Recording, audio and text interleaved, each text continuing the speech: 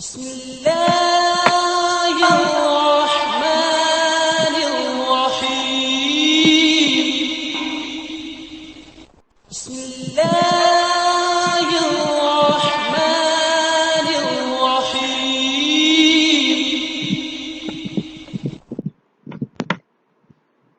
मशक़ी set 5.4 और मजमूई सवालात 5 के सवालात इसमें हम लोग सॉल्व करेंगे। एहतिमाल में अब बच गया है 2 सिक्के और 3 सिक्के के सवालात और 5 से के सवाल, डाइस के सवालात बचे हुए। अब उसके बाद जो है हम लोग पहले मशक़ी सेट 5.4 का 2 सिक्के वाला सवाल देखेंगे।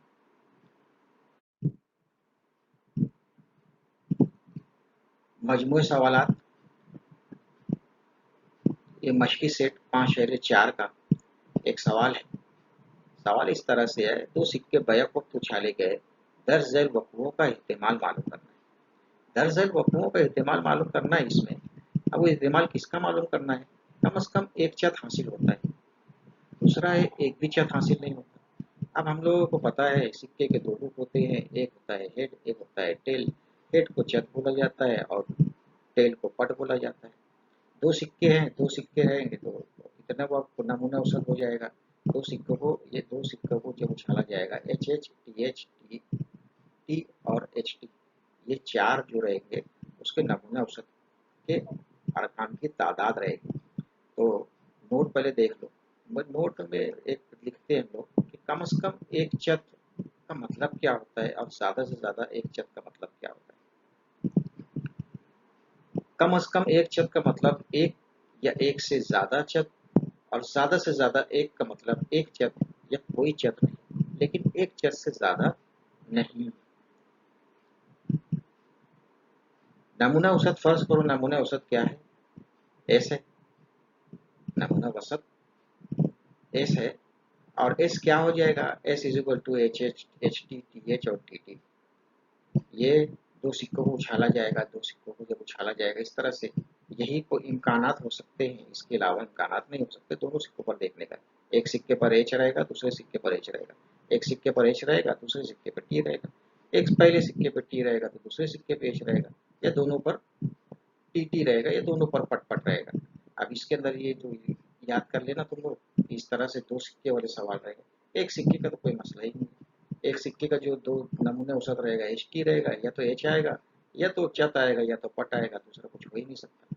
अब यहाँ पर जो है इसके अंदर नमूने औसत एस के अरकान की तादाद मसावी 4, number of S is equal to 4 हो जाएगा। अब यहाँ पर हम लोग जो है एक फर्ज करेंगे कि फर्ज करो ये ऐसा वक़ुआ है जिसमें कम से कम एक चत हासिल होता है। फर्ज करो कि या कम से कम एक चत हासिल होने का वक़ुआ ए है, वक़ुआ ए है। इसलिए इसलिए number of A is equal to H H H T और टी एच, कम से कम एक चत। यहाँ पर हम लोग नोट में बता दिए गए कि एक चत, कम से कम एक चत का मतलब क्या होता है।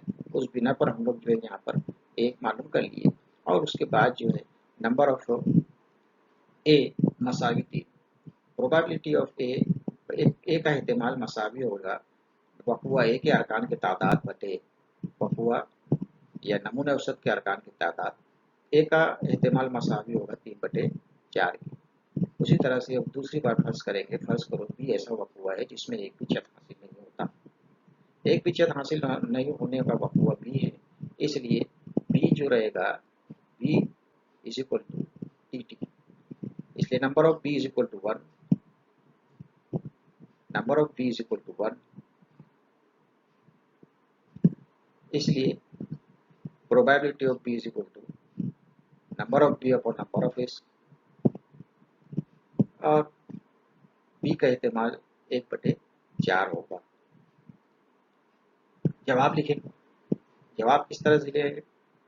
जवाब लिखेंगे probability of A is equal to 1 3/4 और probability of B is equal to 1/4।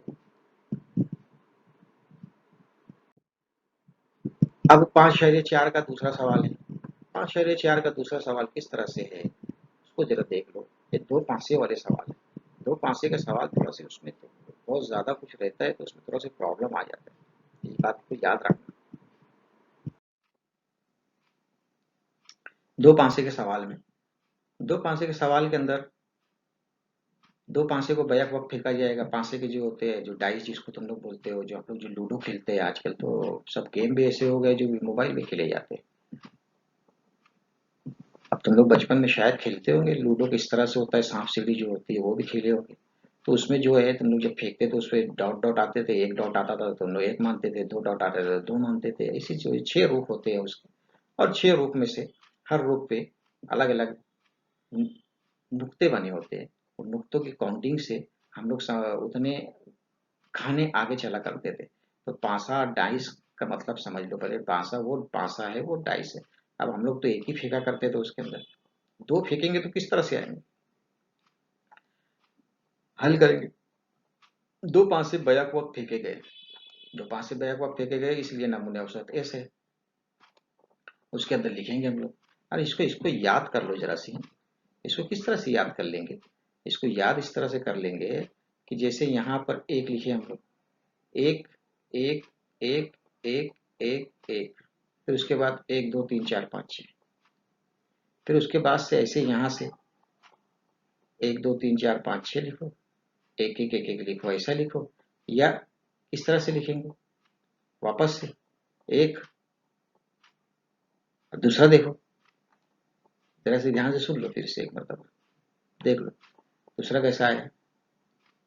ये कैसे लिखे हम लोग, एक दो तीन चार पाँच छः तक का लिखना, एक एक एक एक एक एक, एक दो तीन चार पाँच छः तक का लिखना, एक दो तीन चार पाँच छः तक का लिखना, फिर बाजू में तीन तीन तीन तीन तीन, एक दो तीन चार, पहले पासे में एक दो तीन चार पाँच छः लिखना, और फिर उसके बाद एक एक एक एक एक एक लिखना, फिर दूसरे में भी एक दो तीन चार पाँच छः लिखना, फिर एक दो दो दो दो दो लिखना। देखो किस तरह से आएगा। तीसरा क्या आएगा, कोई बताएगा क्या। यहाँ तीन तो आएगा, क्या आएगा, तीन एक आएगा। दूसरी लाइन आएगी तीन एक तीन दो तीन तीन तीन चार तीन पाँच तीन छः, और फिर उसके बाद आएगा चार एक चार दो चार तीन चार पाँच चार छः। उसके बाद आएगा पाँच एक पाँच दो पाँच तीन पाँच पाँच पाँच छः, और उसके बाद पाँच छः एक छः दो छः तीन छः चार छः पाँच और छः छः। टोटल अरकान की तादाद जो है वो कितनी हो जाएगी, 6 हो जाएगी। नमूना औसत के अरकान की तादाद जो है 36 हो जाएगी।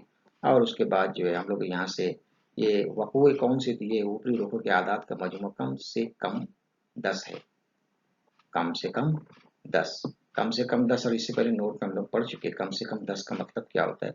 10 होना चाहिए, 10 चलेगा, कम से कम 10, 9 नहीं चलेगा, 9 नहीं चलेगा, 10 चलेगा, 11 या 12, और ज़्यादा से ज़्यादा 12 ही होते हैं इसमें, ज़्यादा से ज़्यादा 12 ही होते हैं। इसलिए अब हम लोग जो है फर्ज करो कि ई ऐसा वक़ुआ है कि ऊपरी रुकों के आदाद का मजमू कम से कम 10 है, 10, 11 या 12। अब हम लोग जो है इसमें से ढूंढ लेंगे, इसमें से ढूंढे कभी हम लोग किस तरह से मिल जाएगा। यहाँ तक तो कुछ मिलता है, ये 8 होता है। यहाँ से गए तुम लोग, ये 9 यहाँ तक का होता है।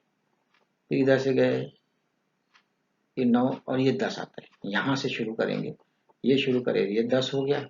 उसके बाद जो है, फिर उसके बाद ये 10 हो गया, फिर ये 11, फिर उसके बाद फिर ये 12, फिर ये 11, फिर ये 10। ठीक है, 1 2 3 4 5 6, कितने हो गए, 6 हो गए ना।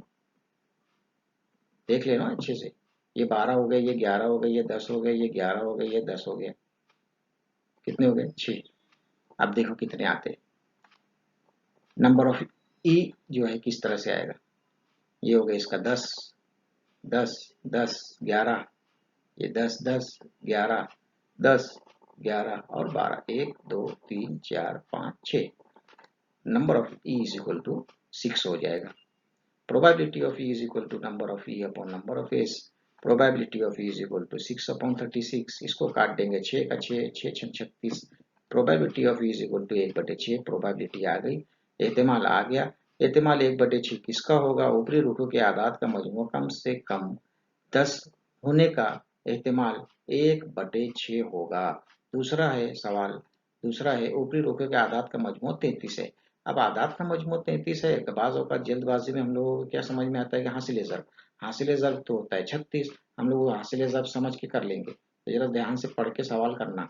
अलजेब्रा में मैथ्स 1 में यही प्रॉब्लम होता है, हम लोगों को लगता है कि हम लोग तो सब सही करके आए, लेकिन सवाल में ज़रा सी गलती हो जाती है तो उसमें प्रॉब्लम हो जाता है, वो पूरा गलत हो जाता है। तो मजमुआ 33 है, तो मजमुआ 33 तो किसी का होगा नहीं, इसलिए हम लोग फर्ज करेंगे पहले ऊपरी रुकों के आदात का मजमुआ 33 डी ऐसा हुआ है कि ऊपरी रुकों का आदात का मजमुआ 33 है, इसलिए डी की कोई रुकन नहीं मिलता, इसलिए डी के अरकान की तादाद 0 होगी और probability of D is equal to क्या हो जाएगा, number of D upon number of S. Probability of D is equal to 0/36, 0/36 जो हो जाएगा वो कितना हो जाएगा 0/36, probability of D is equal to 0। 0 से किसी को भी ज़र्ब करो तो 0, तकसीम करो तो भी 0, या 0 को किसी अदद से तकसीम करो तो भी, 0 को किसी अदद से तकसीम करेंगे तो भी ऐसी होगा। अब उसके आगे जब आएगा जवाब, उसके आगे किस तरह से होगा, उसके आगे अब यहाँ पे तीसरा है, पहले पासे का अदद दूसरे पासे से बड़ा है।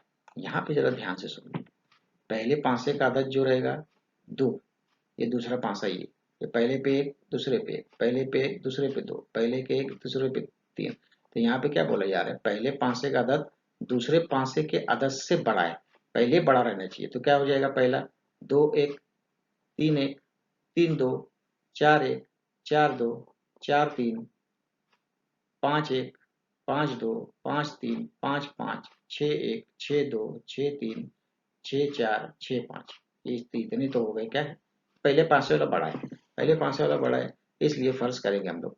फर्ज करो कि एक ऐसा वक़ुआ है एम जो जिस पर पहले पासे का हासिल होने वाला अदद दूसरे पासे के अदद से बड़ा है, इसलिए एम बराबर हम लोग ने यहाँ पे देखे क्या लिखे थे, और वो लिख लेंगे हम लोग। यहाँ पे लिख लिए हम लोग, क्या लिख लिए, 2 1 3 1 4 1 5 1 6 1, सब देखेंगे तो यहाँ पे जो है पहले पासे का जो है 6 है, ये इससे बड़ा है दूसरे पासे के।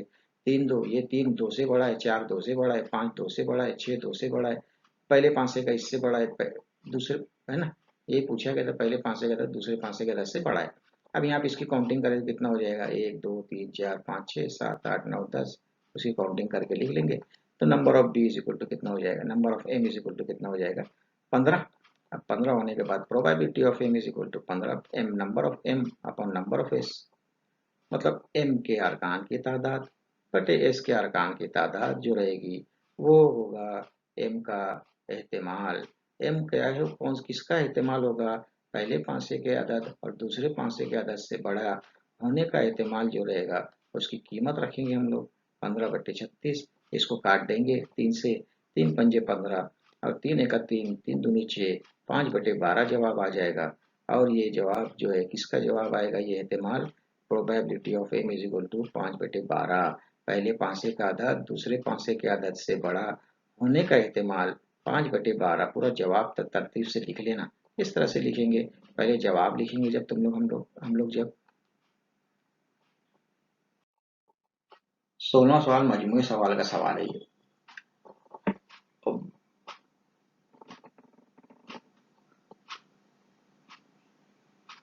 16वां सवाल, इसमें पासे के हम लोग इससे पहले देखे कि भाई 6 रूप होते हैं, 6 रूप पे काउंटिंग करके देखे थे, 6 रूपों की काउंटिंग, 6 रूपों की काउंटिंग करने के बाद जो थे हम लोग का जवाब क्या आता था कि एक रूप पे एक, लेकिन यहाँ पर जो है एक नया किस्म का पासा ये लोग ले लिए जिसमें 0 भी आता है। अब वो 0 रहेगा तो कभी इससे खेले कभी हम लोग, तो 0 रहेगा तो आगे जाएगा ही नहीं, 0 लिखा रहेगा तो क्या मतलब कुछ डॉट ही नहीं बना रहेगा उस पर। खैर जाने दो, इसमें क्या है, इसकी गहराई मत जाओ। इसके अंदर जो है क्या है कि एक पासे पर रुखों पर 0 1 2 3 4 5 लिखा हुआ है, लेकिन यहाँ पर भी ये पासे को 2 मरतबा, 2 पासे को फेंको या फिर एक पासे को 2 मरतबा फेंको, दोनों मरतबा जो है नमूना औसत के अरकान की तादाद जो है वो 36 ही आएगी। हल करेंगे, एक पासे को 2 मरतबा फेंका गया, फर्ज करो नमूना औसत क्या है, 0 0 1 0 2 0 3 0 4 0 5, फिर उसके बाद 1 0 0 1 0 1 2 3 4 5 लिख लेना, जैसे इससे पहले लिखे थे 0 1 2 3 4 5 लिख लेना, 0 0 सबके साथ में लिख लेना, 0 1 2 3 4 5 लिख लेना, 1 सबके साथ लिख लेना। दूसरा, अब उसके बाद जो है 4 0 4 1 4 3 4 4 4 5, उसके बाद 5 0 5 1 5 2 5 3 5 5, और उसके बाद number of S is equal to 36, number of S is equal to 36। नमूना औसत के अरकान की तादाद 36 होगी। अब यहाँ पे जो है सीधा सा सवाल है, ये एक ही छोटे ही सवाल है, 5 2 मरतबा फेंका गया, उस पर स्टार बने हुए सवाल जो रहते वो जरा हाई लेवल के सवाल होते। ऊपरी रुखों पर आने वाले आदात का हासिल है सिफर है, मतलब ये कि ये दोनों के ज़रब करके देखने का, सिफर कहाँ आएगा, सबकी ज़रब करके देखेंगे कुछ ना कुछ अदद आएगा, लेकिन जहाँ जहाँ सिफर है तुम लोग वो सब ले लिए कभी, तो हम लोग का जवाब आ जाएगा 1 2 3 4 5 6 7 8 9 10 11, 11/36 जवाब आएगा सीधे एकदम, लिख सकते हैं हम लोग डायरेक्ट, यहाँ से यहाँ से, और बिगर उसके पढ़े। अब हम लोग लिखेंगे, फर्ज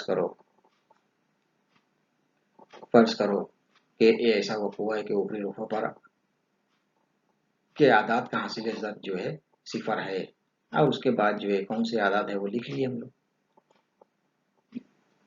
वकुआ ये लिख लिए, ये वकुआ ये लिख लिए, इसकी काउंटिंग कर लिए, काउंटिंग करने के बाद जो है number of A is equal to कितना हो जाएगा, 11 हो जाएगा, और उसके बाद probability of A is equal to number of A upon number of S, इसलिए ए का एहतमाल मसावी है 11/36 के, और यही जवाब रहेगा। जवाब लिखे ऊपरी रुखों के आदात का हासिल ज़र्ब सिफर आने का एहतमाल 11/36 है, 11/36 है, इधर देखो ऊपर की लाइन में 3 सिक्के वाले सवाल है ये, 3 सिक्कों के सवाल को या एक सिक्कों को 3 मरतबा उछालो, या 3 सिक्कों को बैक वक्त उछालो, या एक सिक्कों को 3 मरतबा उछालो, जवाब आएगा यही। अब इसको ये किस तरह से आता है, ये जो लिखा हुआ है ये किस तरह से आता है, उसको याद करने के लिए आसान सा तरीका है कि पहले जो है खड़ा ऐसे खड़ा पूरा इस तरह से ऐसा खड़ा लिख लेंगे हम लोग यहाँ पे। क्लास का पढ़ाना और यहाँ का पढ़ाने में बहुत फर्क होता है यार,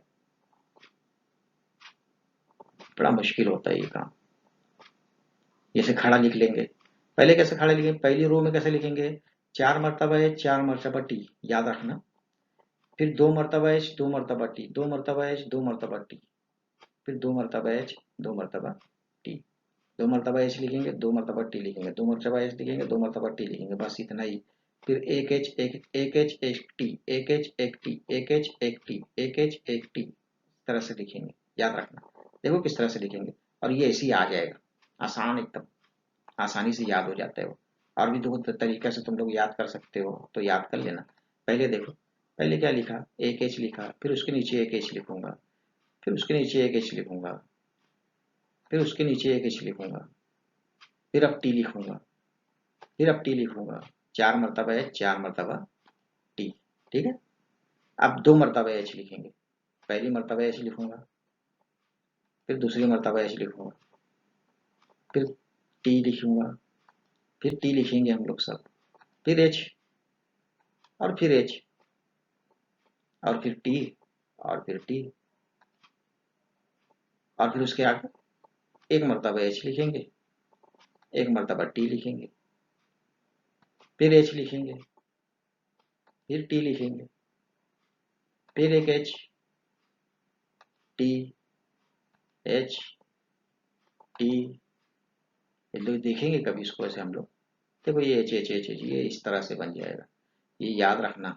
इसके ऊपर बहुत सवाल आते हैं, बहुत सारे सवाल आते हैं, कम से कम एक चित हासिल होने वाला है, ज्यादा से ज्यादा 2 चित हासिल होने वाले, एक भी चित हासिल होने वाला नहीं, दरमियानी सिक्के में टी हासिल होता है, इस तरह से बहुत सारे सवाल आते हैं, इसको हम लोग देखेंगे।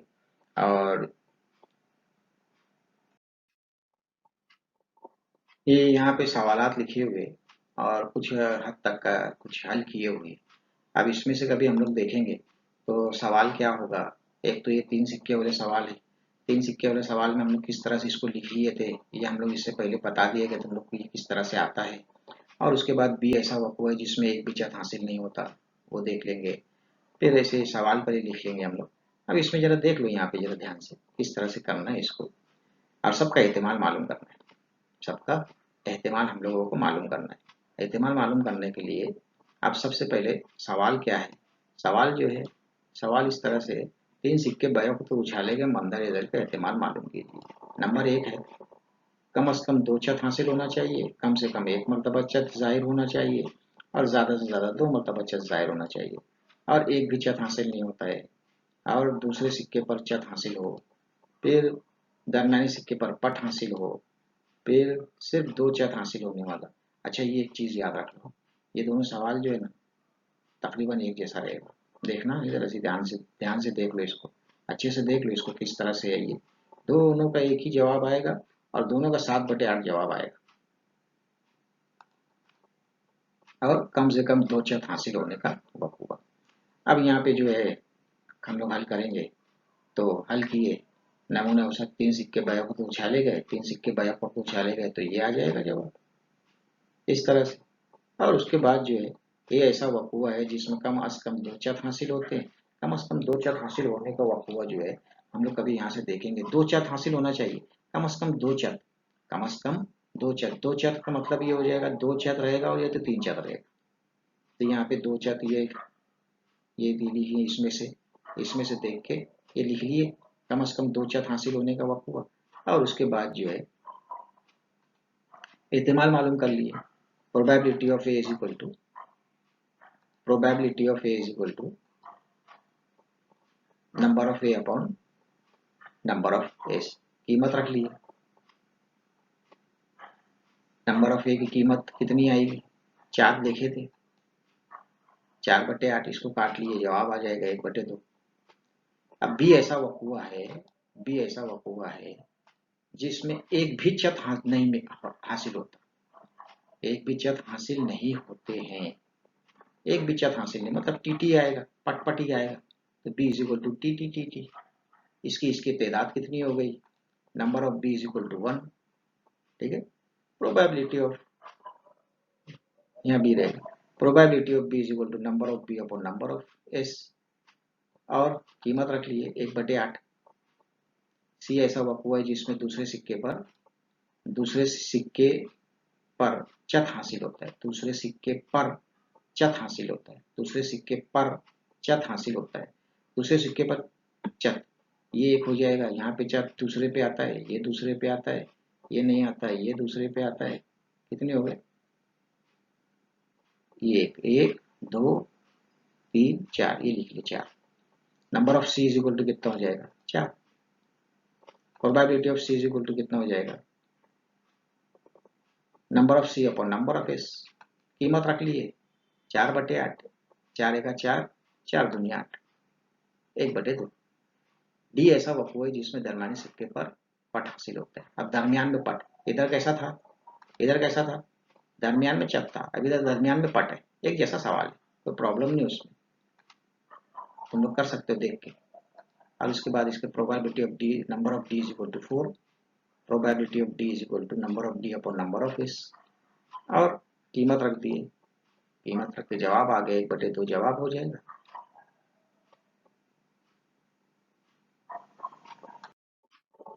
फिर 3 सिक्के बैक वक्त उछाले गए या एक सिक्का 3 मरतबा उछाला गया, तो उसके कुछ मजीद सवालात में से ये सवाल है, ई ऐसा वक़्फ़ा है जिसमें सिर्फ 2 चत हासिल होते हैं, सिर्फ 2 चत हासिल होने वाला वक़्फ़ा, यहाँ पे इसको लिख लिया हम लोग, इसमें से देख के, ये सिंपल पिछले सवाल की है ये। उसके बाद जो है number of E is equal to कितना हो जाएगा, 3 हो जाएगा, और probability of E is equal to number of E upon number of S, probability of E is equal to 3/8, probability of E is equal to 3/8। F ऐसा वक़्फ़ा है जिसमें कम अज़ कम 2 चत हासिल होते हैं, 2 चत हासिल होने वाले वक़्फ़ा, कम अज़ कम 2 चत या 3 चत चलेगा। 4 है, number of F is equal to 4, probability of F is equal to number of F upon number of S. Probability of F is equal to 4/8। Probability of F is equal to probability of F is equal to 1/2। G ऐसा वक्र है जिसमें कम से कम एक मर्तबा पट हासिल होती है। इसको हल कर लेंगे आगे। ये आगे हल हो जाएगा, 7/8 जवाब आ जाएगा।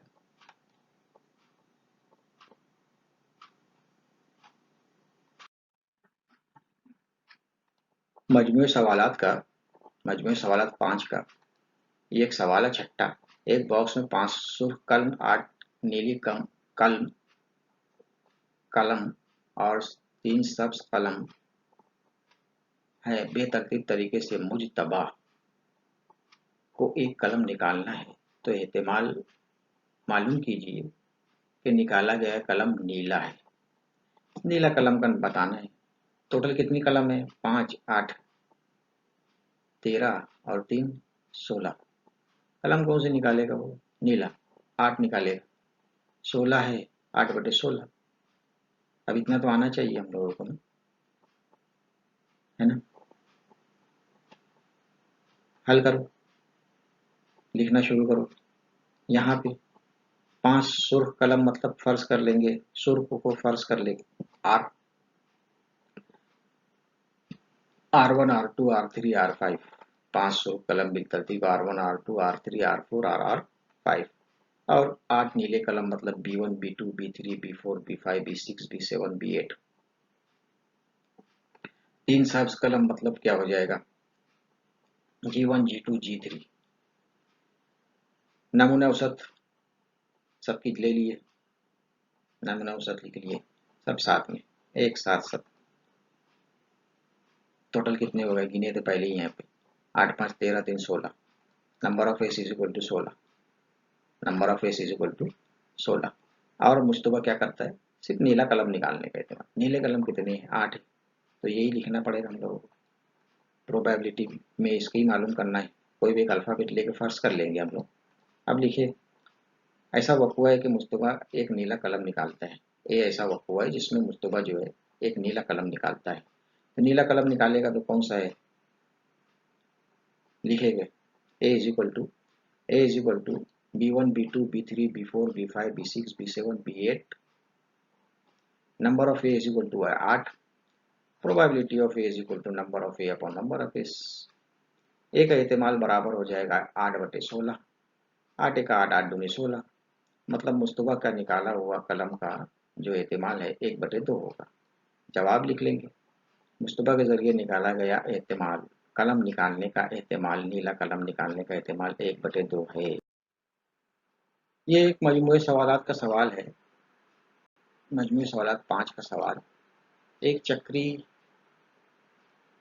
चक्री घुमाने के खेल में जब चक्री घुमाते हैं तो चक्री पर लिखे हुए आदाद 1, 2, 3, 4, 5, 6, 7, 8 में से चक्री साकिन होने के बाद किसी एक अदद पर अशारिया तीर रुकता है, वो मुमकिन वक़्वा है। मंदर ऐसे वक़्वों का एहतिमाल मालूम कीजिए। ये चक्री है, चक्री के अंदर जब ये तीर घूमेगा, इस तरह से तीर घूमेगा तो कहीं पे एक पे रुकेगा, 2 पे रुक सकता है, 1 पे रुक सकता है, कहीं भी एक तरफ रुकेगा। अब उसमें जो है फिक्स बताया गया पहली मर्तबा में, तो क्या बताया गया कि वो कहाँ पे रुकता है? 8 पे रुकता है। तो कितने इम्कानात है? नमूना औसत क्या हो जाएगा? एस क्या हो जाएगा? 1, 2, 3, 4, 5, 6, 7, 8। सीधा चक्री पर 8 आदाद हैं, इसलिए नमूने औसत एस बराबर 1, 2, 3, 4, 5, 6, 7, 8। ए ऐसा वक़्वा है। Number of A is equal to 8। 1, 2, 3, 4, 5, 6, 7, 8। फर्ज करो ये ऐसा वक़्वा है कि तीर जो है 8 पर ठहरता है, तो ए इज इक्वल टू 8। अब उसके बाद जो है ए इज इक्वल टू 8 हो जाएगा और number of A is equal to कितना हो जाएगा? 1। Probability of A is equal to number of A upon number of S is equal to number 1 upon 1/8। अब बी ऐसा वक़्वा है, अब बी ऐसा वक़्वा है कि वो ताक़दत पर रुकता है। अब उसमें से ताक़दत निकालने का कौन से ताक़दत है? 1, 3, 5, 7। 1, 3, 5, 7। अब लिखिए हम लोग बी ऐसा वक़ुआ है, तीर किसी ताकत पर ठहरता है, इसलिए B 1 3 5 7। Number of B is equal to कितना हो जाएगा? Number of B is equal to 4। Probability of B is equal to number of B upon number of S. Probability of, यहाँ पे ज़ाब्ता लिखेंगे, यहाँ पे ज़ाब्ता लिखेंगे हम लोग, आ जाएगा, लिख लेंगे, बाद में लिख लेंगे कभी। Probability of B is equal to, यहाँ पे लिखना है हम लोग को, probability of B is equal to number of B upon number of S. कीमत रख के जवाब आया probability of B is equal to 1/2। और उसके आगे क्या बोला है आचार्य? किसी दो अदद से, दो से बड़े पे रुकता है, दो से बड़े पे रुकता है। तो सी ऐसा वक़ुआ है जिसमें तीर दो से बड़े किसी अदद पर ठहरता है। दो से बड़ा अदद कौन सा है? दो से बड़ा अदद कौन सा है? 3 4 5 6 7 8। 3 4 5 6 7 8 कितने हो गए? 6। Number of C is equal to कितना हो गया? 6। और प्रोबेबिलिटी ऑफ, यहाँ पे ज़ाब्ता लिखेंगे, probability of C is equal to, यहाँ पे ज़ाब्ता लिख लेंगे, probability of C is equal to number of C upon number of S. कीमत रख दी है, प्रोबेबिलिटी ऑफ सी की कीमत रख दी है और इसको काट दिए, जवाब आ जाएगा प्रोबेबिलिटी ऑफ 3/4। 2 से काट दिए, 2 तिया 6, 2 चौका 3/4। और ए ऐसा वक़ुआ है जो 9 से छोटे अदद पर ठहरता है। 9 से छोटा अदद कौन सा है? 9 से छोटा अदद कौन सा है? सब 9 से छोटे है, पूरे लिख लेंगे हम लोग, डी में पूरे लिख लेंगे। D is equal to 1 2 3 4 5 6 7 8। Number of D is equal to कितना हो जाएगा? Probability of D is equal to, ज़ाब्ता लिख लेंगे। अब ज़ाब्ता, जवाब लिख लीजिए।